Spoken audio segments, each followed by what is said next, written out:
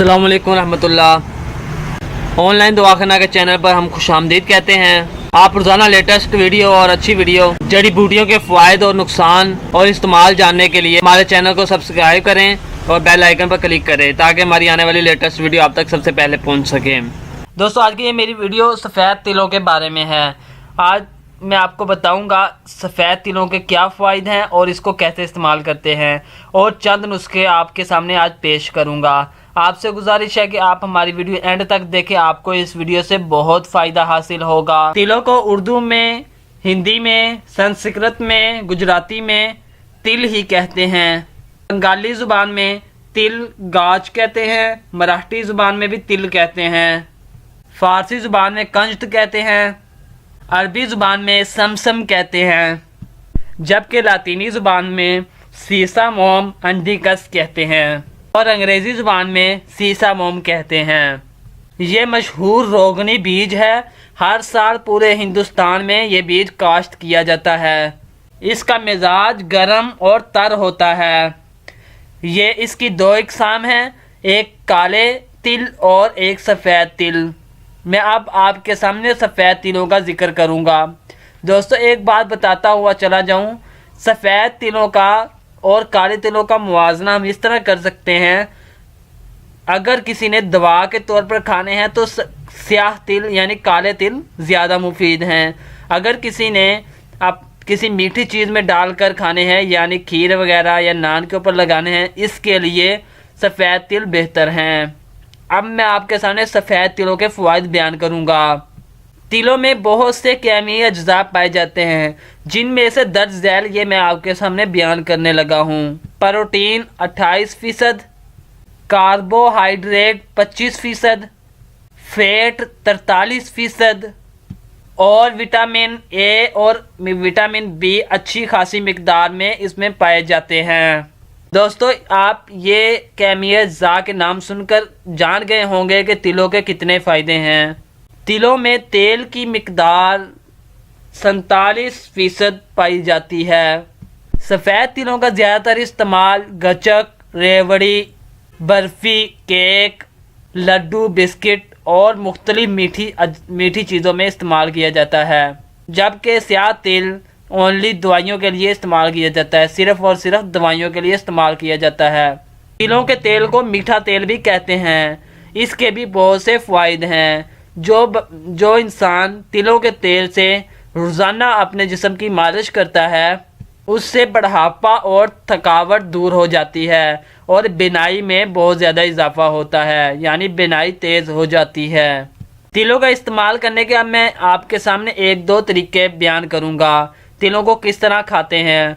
तिलों को खाने के लिए सबसे बेहतर तरीका ये है शक्कर, खसखस और मगज़ बादाम। इन तीनों चीज़ों के साथ हम वज़न सफ़ेद तिल लें। चाहे तो इनको पाउडर का बना लें, इनको पीस लें, चाहे तो इनको पूरा साबुत ही खाएं। इससे क़ुव्वत बा में बहुत ज़्यादा इजाफा होता है और निज़ाम हज़म बहुत अच्छा और बहुत बेहतर रहता है। इसके लगातार और मुसलसल इस्तेमाल करने से भूख लगती है।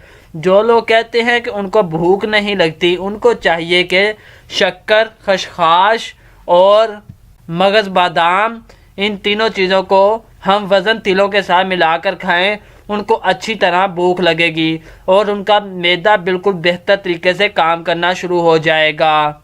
ये पुरानी से पुरानी कब्ज़ को भी दूर करता है। इसके अलावा चिड़चिड़ापन, असबी कमज़ोरी, याददाश्त और दिमागी खलल और थकावट को दूर करता है। असबी कमज़ोरी को दूर करने की वजह से और मकवी होने की वजह से ये अगर बच्चों को खिलाया जाए, जो बच्चे रात को सोते वक्त बिस्तर पर पेशाब कर देते हैं, उनको अगर ये खिलाया जाए तो वो इस आदत को बहुत जल्द ख़त्म कर देंगे।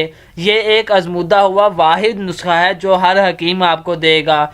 जो बच्चे बिस्तर पर पेशाब करते हैं उनको मैंने आपको नुस्खा पहले भी बताया, मैं एक बार फिर रिपीट कर देता हूँ। खसखस, शक्कर और बादाम गिरी में हम वज़न आपने सफ़ेद तिल मिलाकर उस बच्चे को रोज़ाना की 2 चमचियाँ खिलानी हैं।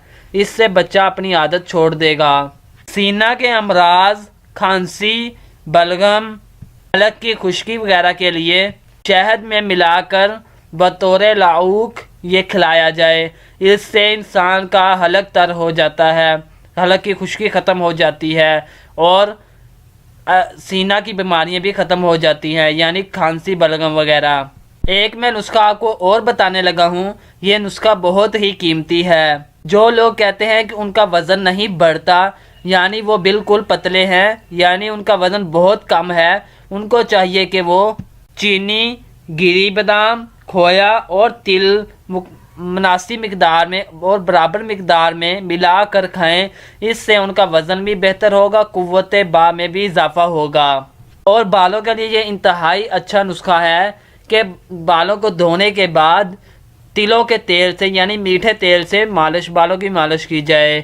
اس سے آپ کے بال لمبے تو ہوں گے لیکن سفید نہیں ہوں گے، کالے سیاہ رہیں گے۔ یہ نسخہ بھی بہت اچھا ہے۔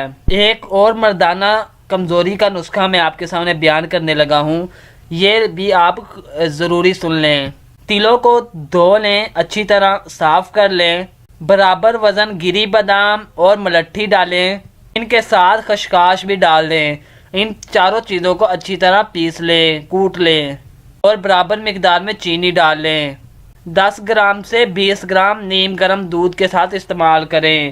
21 دنوں میں آپ کی مردانہ کمزوری بالکل دور ہو جائے گی۔ یہ نسخہ بھی گارنٹی کے ساتھ ہے۔ دوستو، تلوں کے اور بہت سے فوائد ہیں جو میرے علم میں ہیں، لیکن وجہ یہ ہے کہ ویڈیو بہت لمبی ہو جائے گی، اس لیے میں آج اسی وقت ختم کرتا ہوں ویڈیو کو۔ انشاءاللہ نیکسٹ پارٹ میں کالے تلوں کا یعنی سیاہ تلوں کے فوائد، نقصان وغیرہ آپ کے سامنے بیان کروں گا۔ آپ سے گزارش ہے کہ میری آنے والی نیکسٹ ویڈیو کو لازمی دیکھیے گا اور لائک بھی کیجیے گا۔ اللہ حافظ، ملتے ہیں نیکسٹ ویڈیو میں۔